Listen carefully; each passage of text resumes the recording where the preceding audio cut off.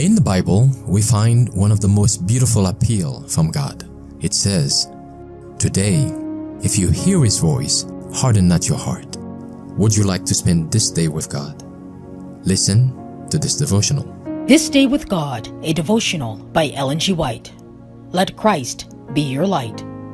Whosoever drinketh of the water that I shall give him shall never thirst, but the water that I shall give him shall be in him a well of water, springing up into everlasting life. John 4, verse 14. God calls upon all who have been drinking of the water of life to lead others to the fountain.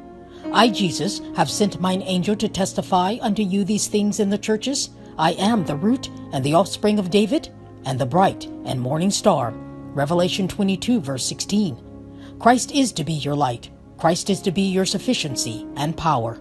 Christ is the root, and He sustains every branch by His power. Every converted soul has a work to do. We are to receive grace in order to freely give grace. We are to let the light shine forth from the bright and morning star, to shed forth light in works of self-denial and self-sacrifice, following the example that Christ has given us in His own life and character. We are to draw from the root that substance that will enable us to bear much fruit. Every soul who has heard the divine invitation is to echo the message from hill to valley, saying to those with whom he comes in contact, "Come." The love of Jesus in the heart will always be revealed in tender compassion for the souls of those for whom Christ paid so dear a price. Let us not love in word, neither in tongue, but in deed and in truth.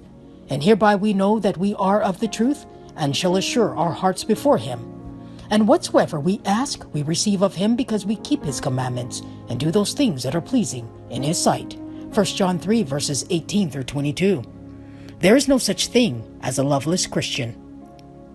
Every true believer catches the beams from the morning star and transmits the light to those who sit in darkness.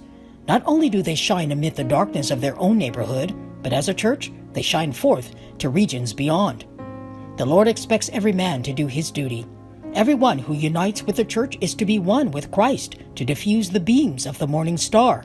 And becoming the light of the world, Christ and His people are to be co-partners in the great work of saving the world.